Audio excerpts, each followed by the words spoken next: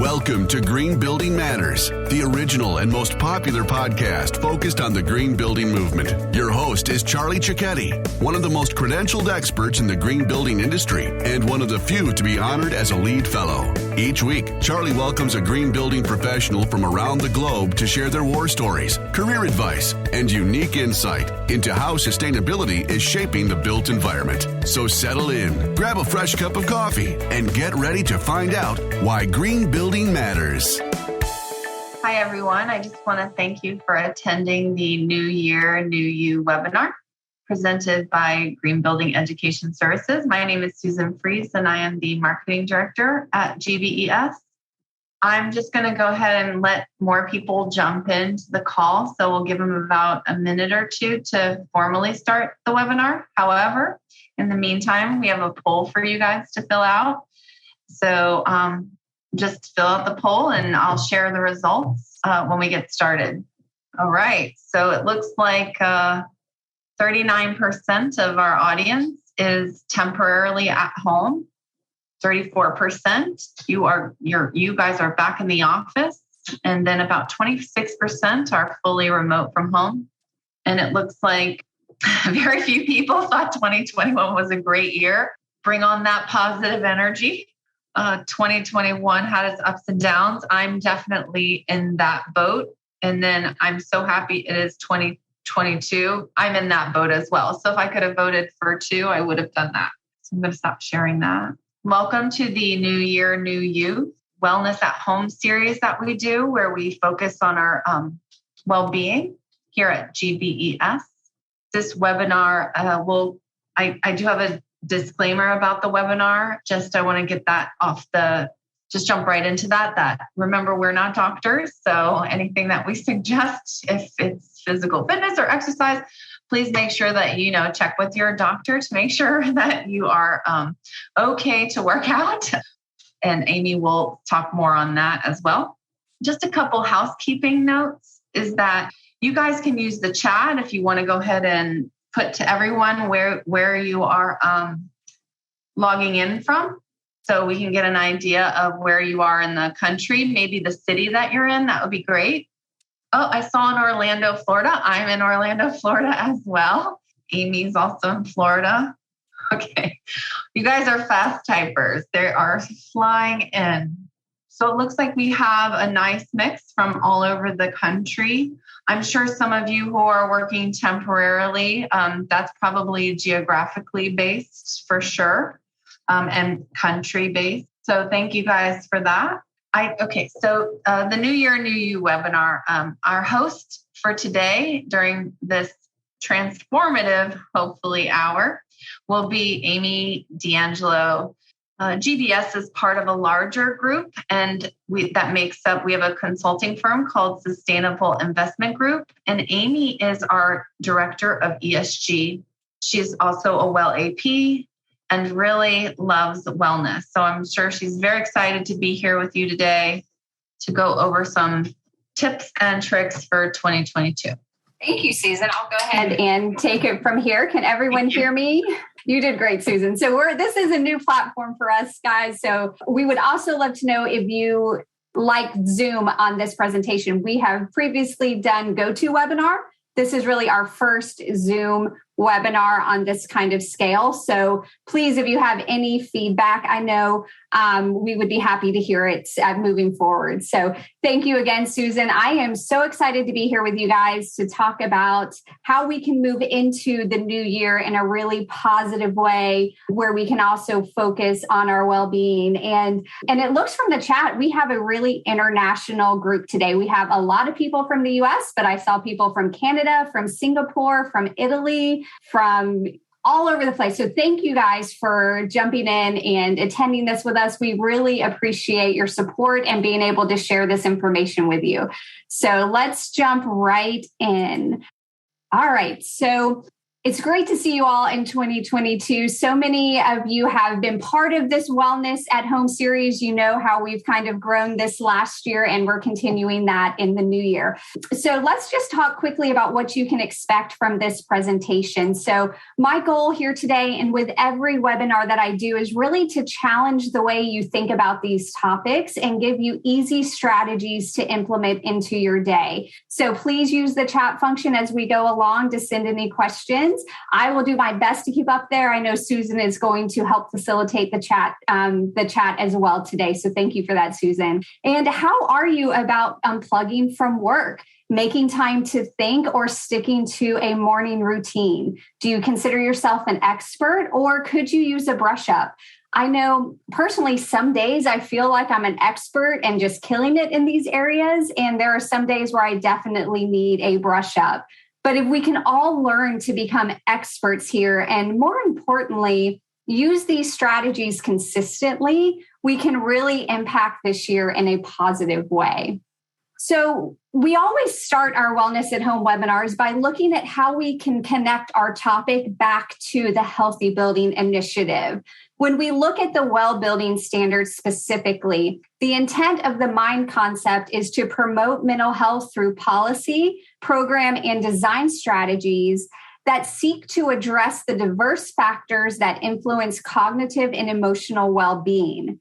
In our buildings, we can do this by promoting mental health programs and initiatives, right? We do this by providing a connection to nature and place for our staff, for our workers, for the building occupants, with lots of windows and lots of plants and natural elements within the space. And we can also provide restorative spaces to the regular occupants of our healthy buildings.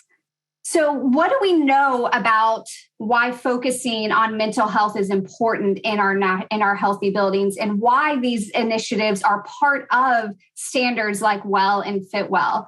Well, in the last year, for example, 1 in every 4 people have reported mental health struggles. Now, in this time of living through a pandemic, I don't think that is a surprising statistic. But when you couple that with minimal global spending on mental health, we are left with a significant cost to our global economy due to lost productivity. But we can really be thankful for the Healthy Building Initiative here, because we know, based on the research that they did, right? These are science-backed standards. So based on that research, we know that by focusing on mental health and promoting mental health programs and design strategies to help building occupants connect to nature or spend time in restorative spaces in our buildings, that we can significantly improve productivity and reduce stress. And that is all really great when we are working in buildings, right? Looking at the poll we did earlier, there's still people working in buildings, and a lot of you are only home temporarily. So you're going to go back to those healthy buildings and really benefit from those programs. But remember, of the 90% of our time that we spend inside, 65% of that time is actually spent at home. And there's still a lot of us, half of us actually right now at this moment on this webinar are at home remotely working. So we are spending even more time at home. So it's important to find some things that we can do at home to decrease stress and improve our well-being. So welcome to 2022. And I think we would be remiss not to touch on COVID just for a moment. We have now been living in a pandemic for 23 months, which is almost 2 years. That sounds crazy. I don't think any of us expected that in January of 2022, that COVID would still be dominating our lives, right? How many of you feel fatigued, frustrated, a lack of control because of this new normal that really doesn't feel normal at all, right? The truth is that living through an ongoing pandemic is stressful. Who knew, right? This is a first time for all of us. So it's just further proof that we need to take care of ourselves so that we can continue to show up and be the best version of ourselves for our families, our friends, and our coworkers. So Lindsay said she feels very frustrated. Alice feels burned out. This is what everyone is feeling. You are not alone in feeling that. It's really been a struggle for so many of us. So hopefully some of these strategies can help with those feelings a bit. Thank you for sharing. So what do we need to do to unplug from work? And how can this help me better manage my day-to-day responsibilities? It seems a little counterintuitive, right? Well, let me ask you here. Do any of you actively unplug from work at least once during your workday or at the end of your workday? No. I'll just put my answer out there. I need to work on that one. Yeah, absolutely. And I do have some people saying, yes, they go for a walk. They occasionally feel that way. They try to take breaks. A few of you do take breaks at the end of the day. So the folks that take breaks at the end of the day, good job. That's what we're going to talk about a little bit. And I'm really happy to see that a lot of you are taking breaks throughout your day, because that is really important too, right? This isn't just about we work all day and then at the end of the day, we unplug. We're not meant to sit in front of our computer the entire 8 hours we're working, right? We're meant to be able to be in an office and have conversations and get up and go get a cup of coffee, right? And so we have to figure out how to pull some of these into our day-to-day life. And I see some of you are trying to do that. And that's great. And hopefully we're going to share a few more strategies for you. So while you can't pull out the dictionary and find a definition on unplugging from work, this is what unplugging from work means to me. To be able to not only stop work-related activities, but to be able to stop thinking about work altogether. Now, don't get me wrong here. I realize that not thinking about work is tough. Trust me, I'm right there with you. There are times when I've actively unplugged and a work thought still comes up. But what I'm suggesting is that we should be able to set boundaries and schedule some time daily where we do turn work off. If work thoughts come up, we accept them, we push them to the side, and we'll talk about some ways to do that in this discussion. So 70% of people do not fully unplug from work. So if you're not currently unplugging from work, you are not alone here. But we have to recognize that we do have a dangerous habit of letting work creep into our personal time, our outside of work life. People who are unable to unplug from work suffer from chronic stress, which can lead to obesity and heart disease. It can be difficult to sleep when we can't turn off work. We risk burnout. And there's a correlation to reduced productivity and a decreased cognitive function, right? Our brains don't function in the same way. We're not as quick with information. These are real problems that negatively impact our lives and our ability to enjoy our families. So why do we find it hard to unplug from work? Well, there are 4 common concerns that I hear pretty regularly. The first is my boss or coworkers expect me to be available. So let me know if you feel that way. That's one that comes up a lot, right? Especially when we work remotely temporarily, right? Because we are so worried about looking productive. The next is, I don't want to miss anything, or FOMO, right? Fear of working out. Do you feel this way? This makes it really hard to unplug from work because you feel the need to always know what's going on. That was much easier to do when you were in an office, right? You could walk down the hallway and ask questions. It's so much more difficult to do when we're working remotely. How about I have too much to do, right? That overwhelm. The challenge with feeling this way is that it becomes anticipatory stress, right? When we don't take time to disconnect and really put in perspective our workload, right? Sometimes it's not bad as we think it is when we're in that moment. We have to take that time to step away to understand and really realize that, right? And so I'm sure that sounds familiar with a lot of that.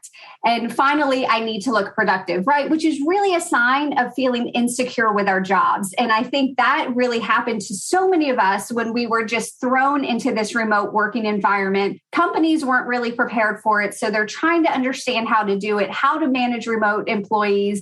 And it did leave a lot of us feeling really insecure in our jobs. And that's not a fun feeling, right? And so what do we do to try and make sure we're seen as valued in that job? Is we try to be more productive, but that's just not sustainable, right? So the truth is that all of these challenges also occurred when we were in the office, but they've increased with remote work.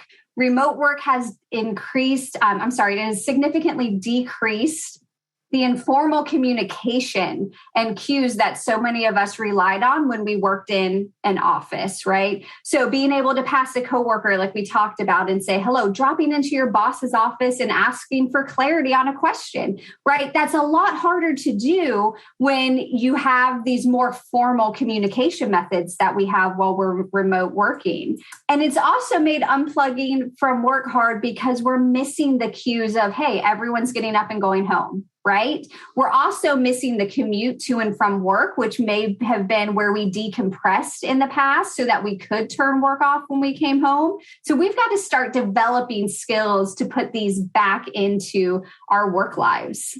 So now that we understand what causes us to stay in our work zone longer, let's begin to look at the benefits of unplugging from work. And I want to use this analogy. So think about the technology you use during the day, your computer, maybe even your phone.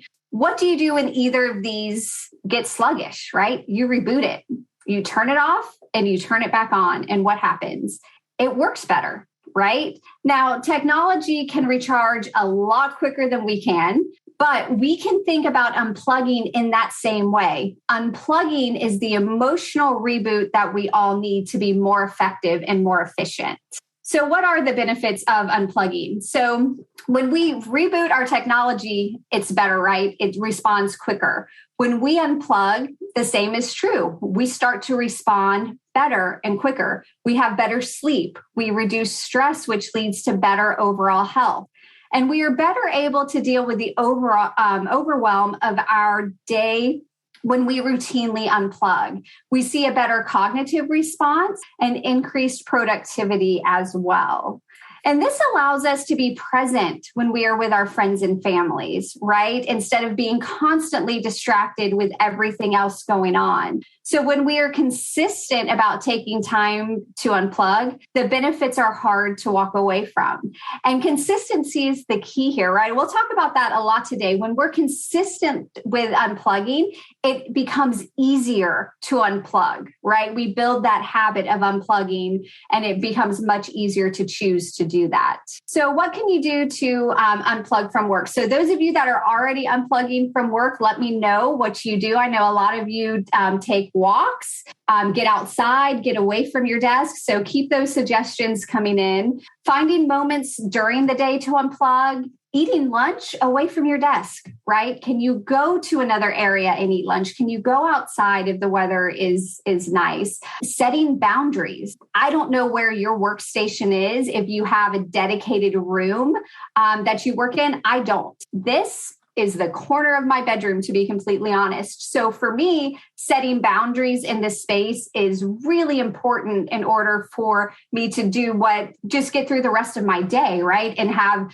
good sleep when I'm staring at my computers, right? So we have to make sure we're setting boundaries. And sometimes those boundaries aren't physical boundaries, right? We need to limit technology. It's great to pick up your phone and jump on Instagram and see how your friends are doing. But it's so easy then to go check on your work email, right? Or to check your work voicemails. We have to be really careful. And so I'm not saying you can't pick up your phone at all when you're unplugging from work, but set some boundaries and be consistent with them, right? This is really important to build these skills, especially as we continue remote working. Melissa said she does mental separation with a notepad to write down notes. That's absolutely perfect. And quiet time notification on your phone. That's a great way to limit technology. You can also get outside, right? Go for a walk, go exercise, or pick up a hobby, right? Those are things that you can do that force you to be present, which help you to disconnect, right? It pulls you out of that work mode.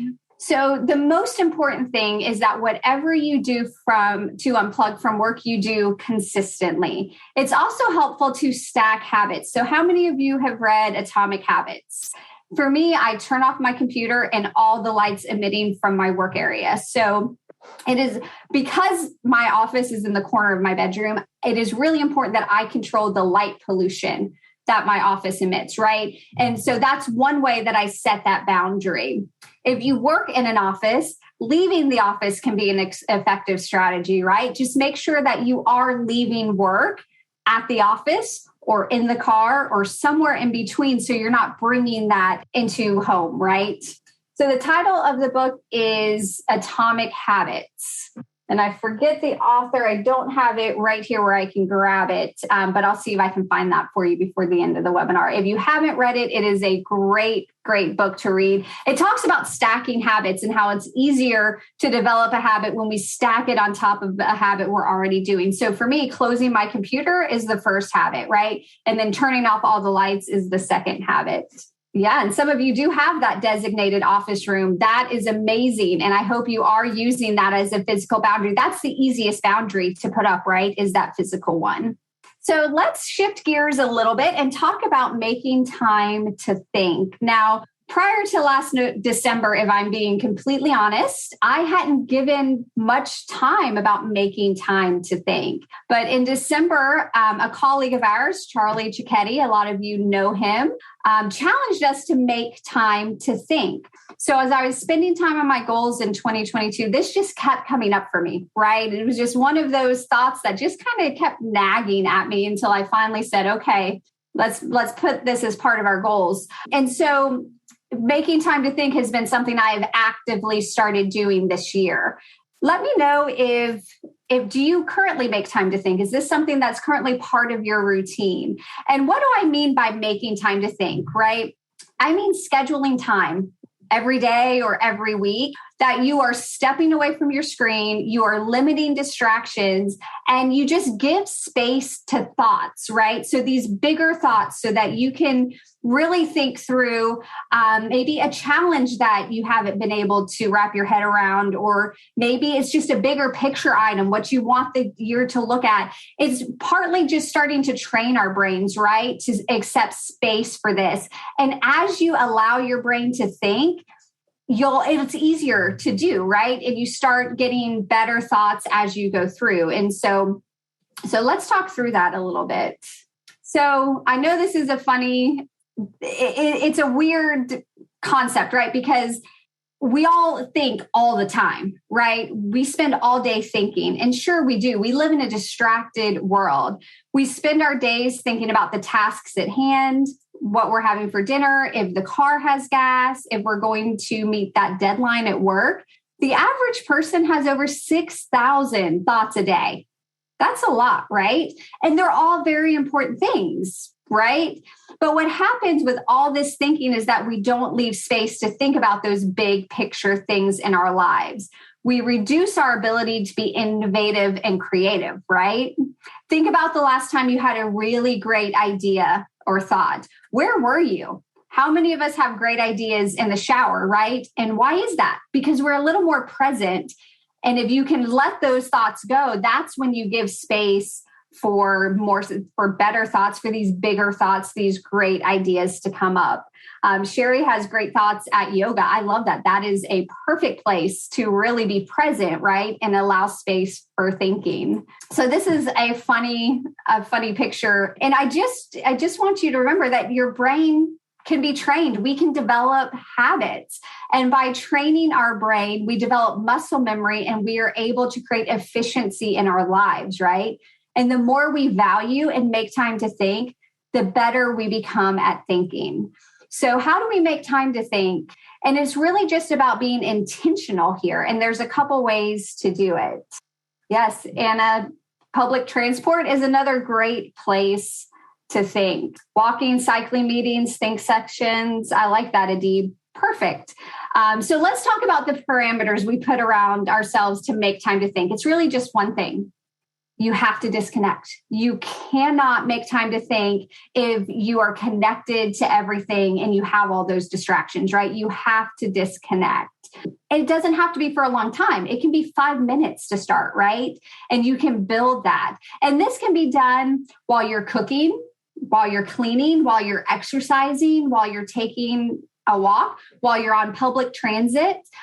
If you're commuting in your car, you can make that a time to think, right? It doesn't have to be this new thing that you have to carve out time for. There's very likely something you are doing during the day that you can you can think, right? That is a little more meditative for you to bring kind of these bigger thoughts in. I know for me, I go for a walk every morning and I spend a lot of time thinking in that walk, right? When I worked in an office, I would go in a little bit early because there would be no distractions and I could have that time to think through my day.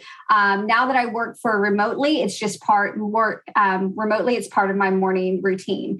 But I can also say that if I want to be really creative with my thinking, I get active. I go for a bike ride, right? That's where I have my most creative and my most innovative thoughts. So play around with this and see where can you be present and allow for that space and be intentional about making time to think. So when you're intentional about this, you start to realize that throughout your day, there are a lot of opportunities to think. We just need to utilize those opportunities by disconnecting and allowing space for that, right? Does that make sense? This is something that I started doing this year, and I can tell you I've been doing it a little less than a month, and it's made a significant difference in the way my mind is processing information. So I know if we can do this and we can do it consistently, we can have a lot of fun here. All right, so let's move on to a morning routine. So how many of you have a morning routine? Something that you are really intentional about doing every day? I'm sure a lot of you do. You guys are already doing so many of the things that we're recommending. Hino said he can't stick to one. Well, that's part of what we're going to talk about today is how we can be sustainable with it. So if we're honest with ourselves, we are most in control of the morning before the chaos of the day begins, right? And we've all been there. Right? If you have kids and they're late getting out the door, if your coffee overflows when you're making it and you have to clean that up, right? There's always something that can cause chaos. If you're going into the office, an accident on the way can create chaos because you have that anxiety coming up of being late.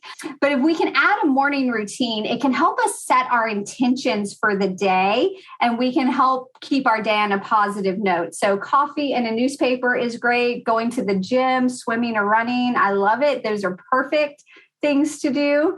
And Catherine, we're going to help you become consistent today. Let's make that pact together. So what are the basics of developing a morning routine? It's pretty easy. The first thing is make it simple. A morning routine does not need to be complex or rigid, right? At its best, a morning routine is a set of actions that you just do every day. Next, be consistent, right? It's a lot easier to be consistent when your plan is simple. But those are the two ways to make your morning routine more sustainable, right? Make it simple enough that you can do it every day. And then you can build on it once you know that you're doing it every day, right? I always encourage people to start by sitting in gratitude. I think that if you can sit in gratitude just for a moment at the start of your day, it really shifts the way that you think about the day, right? It kind of puts a rosy color on the day, right? And you're going to be more apt to choose gratitude and grace as you're dealing with people and going through the challenges that come up through the day. So I do encourage sitting in gratitude. Actually, I encourage it at the end of the day too, and having kind of two practices with that. But definitely sitting in gratitude is a great way to make your morning routine sustainable because it feels good to sit in gratitude, right? And so this thing that feels like something you're doing can feel really good.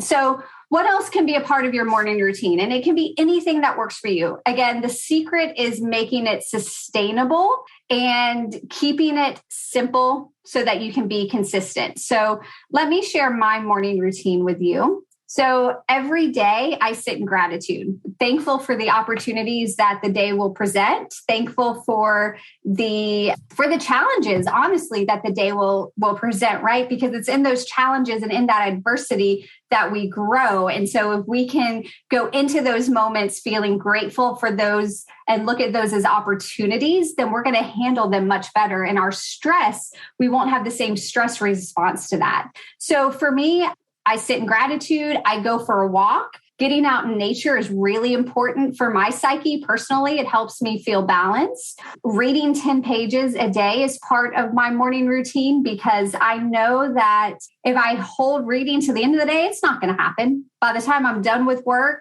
and the challenges that I've had all day, and I cook dinner for my family and I take care of my dogs, I'm not going to go back and read. So I do make sure that I add that in the morning. And so if there is something that you're wanting to do as part of the new year, making it as part of your morning routine and really stacking those habits can certainly help.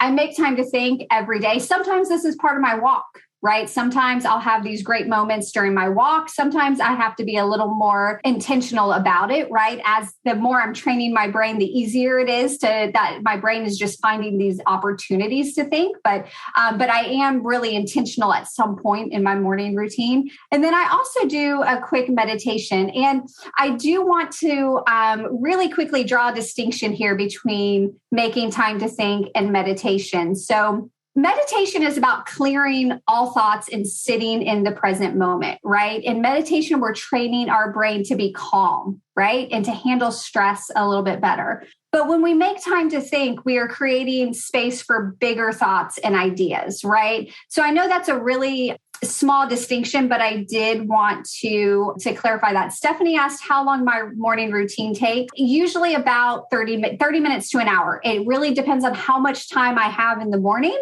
which is why I say that, this doesn't have to be rigid. So if I can't get to something, I'll choose something to go, right? That I can't do in the morning. My ideal day, I get all of that done and I just stack it throughout the morning. So if you have a certain amount of time, right, you have to think about that and make sure that's part of it. And it's likely that there's activities you're already doing in the morning that you're not considering as a morning routine, right? Do you have coffee every morning? Let's start there, right? What else do you do having coffee? Do you eat breakfast? That can absolutely be part of your morning routine. We add sitting in gratitude, right? So it doesn't have to be difficult and it doesn't have to be this grand plan. It can be as simple as tomorrow I'm going to have a cup of coffee and I'm going to eat breakfast and I'm going to sit in gratitude. And that's going to be my morning routine, right? And when I'm really good at that, then I'm going to stack to the next thing. So what I want you to really hear from me is that this should be simple, right? This should be something that's easy to add into your daily routine. And if we can do this consistently, we can really make a difference in the way that we go about our day, right? When I have a solid morning with my morning routine, my day is just better, right? Because I've started from that controlled place and I'm moving through my day with a little more intention. So thank you very much, everyone. I've enjoyed sharing all of this with you. I wanted to leave plenty of time for questions. The chat has been really active and we appreciate that. So I'm going to go ahead and share the CE reporting screen. I know that's important for everyone. And Susan, let's take some questions from the chat. Yeah, actually, I wanted to put forth another poll because I really thought that whole 70% of people don't take the time during work, which I'm definitely one of them. So I envy you. I envy your morning routine. I have young kids. The morning routine is who knows what's going to happen and make sure the kids get to school on time.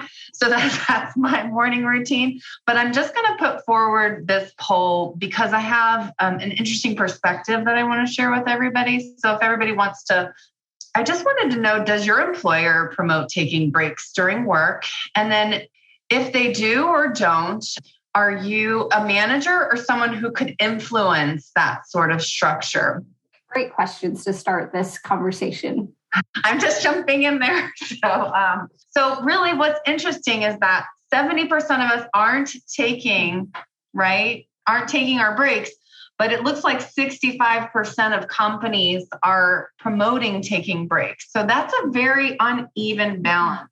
And so the way I think about it is like with the WELL standard. WELL puts forth these requirements in which you have to abide by. LEAD is the same thing. If you want to get this certification, you have to do these things. And so there's a body that's telling you that you need to do these things. In our conversations and what we are talking about is that you have to do those things. You have to take ownership of your own time. But for so many of us, that's very difficult, right? I hear you. I hear you on one breath saying, you need to go out there and take a break. okay, but I can't. I physically can't. So maybe for some people, your corporate culture should actually allow those times, set those times, and actually, tell people, okay, like, well, what are your 2 breaks? Okay, these are the times, and maybe allow you the opportunity to say, give you permission to take those times. Like, yeah, go take a break is not necessarily explicit permission to me. So It'd be interesting if you're a manager or if you have people that aren't taking breaks, if you actually get with your staff or get with your HR department and actually come up with hour or 20 minutes or actually carve that time out in the calendar and give permission to people to do so, right? Because I hear you. I hear that my company says to take breaks, but I'm not the one that does it. And I envy you that you can do that, because I have friends that were like, yeah, I'm going to walk the dog. I get to take a break. I have fear about that. So that's right. Absolutely. And I hear you. And that's one of the things that comes up often for people is they're like, well, I'm not going to look productive when I'm walking, right? You work for a company, Susan, that encourages employee well-being, right? Totally. And so, and I know a lot of people do. And then there are a lot of people that are the complete opposite, where they're not encouraged to do that. I think that really we have to inspire you, Susan, to take charge of that, right? Because you're already working for a company that's doing that for you. Right. And so what is it that makes you think that a break isn't valuable to you, right? And that's what it comes down to. You're not seeing the value in taking that mental break. And so I think if you can set a timer, right? And say, okay, and your day is different. So you can't say every day at 1 p.m. I'm going to take a break, but you can say every 3 hours, I'm going to set an alarm and I'm going to try and carve out 15 minutes around that 3 hours.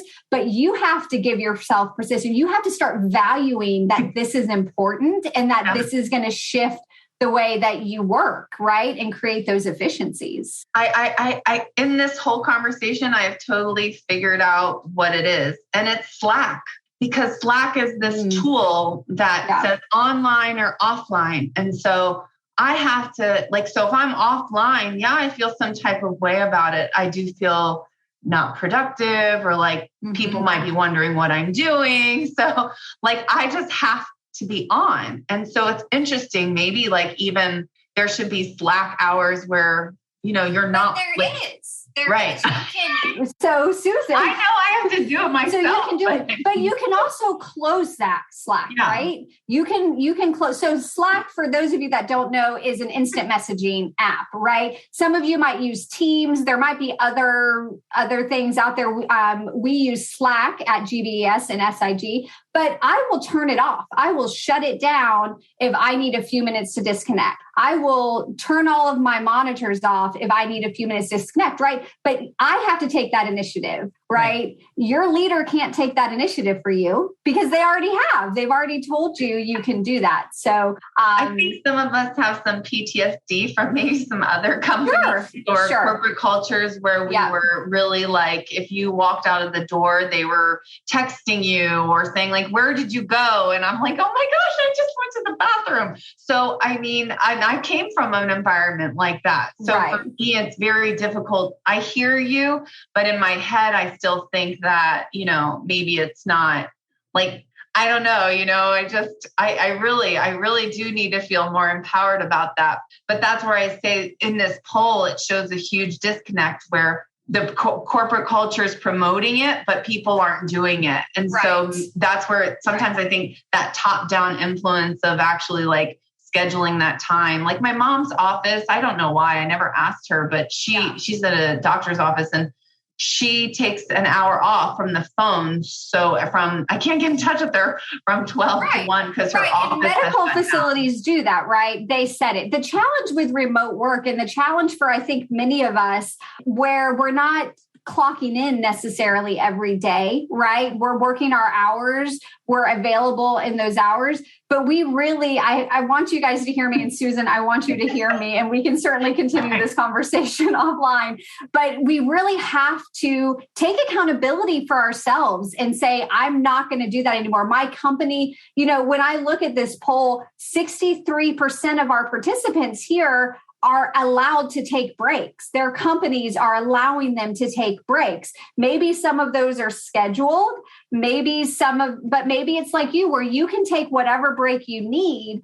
You have to do it. You have to be accountable to yourself, right? It's that consistency that will help you. If you can do that one day and force yourself to do it the next day, by the third and the fourth day, it's becoming a little easier, right? And by the end of the year, you know how to do that, right? And you've kind of shifted that perspective. And so I think it's really important as we can. A great break is just a breathing exercise. Can you do 5 deep breaths, right? And that is a great break. If you're not going to give yourself those 10 minutes or 5 minutes or 15 minutes to step away, just closing your eyes and taking 5 deep breaths can really help to reshift you, right? It can help settle your shoulders, release some of that stress. And that may be a good way to start if you have this fear of taking breaks. Totally. I just recently started the 4-7-8.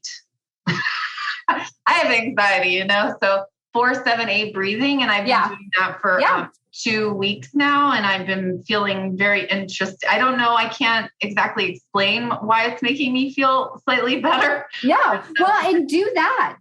Set times throughout your workday to do that, and let that be your little mini break, right?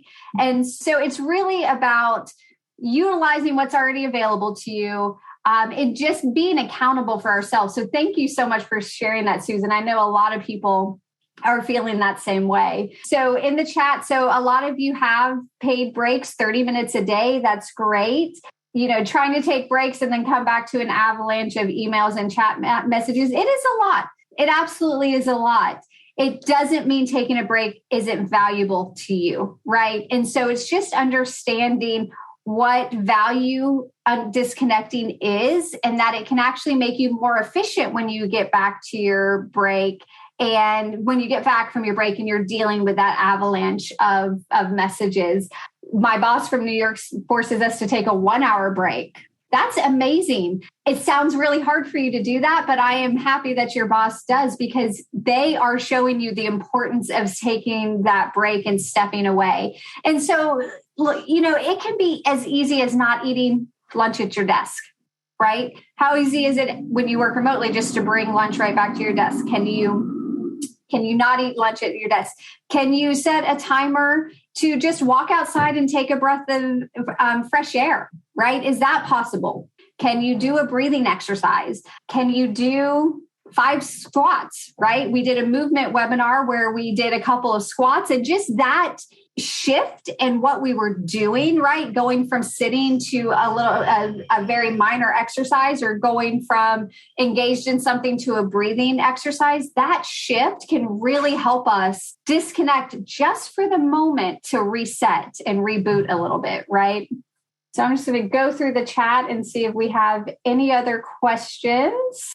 I like the 7-minute standing workout. Yes. Can you work standing up, right? As part of the well building standard, we do require standing desks for a certain percentage of regular occupants. And I can tell you, when I'm standing and working versus sitting and working, it is a different vibe, right? So that's another really great idea. A 5-minute workout in the office, right? What can you do at home in just a couple of minutes that requires you to be present, because that disconnects you, right? That's really where the secret is here. So I like that you start your team meetings with a stretch. That is amazing.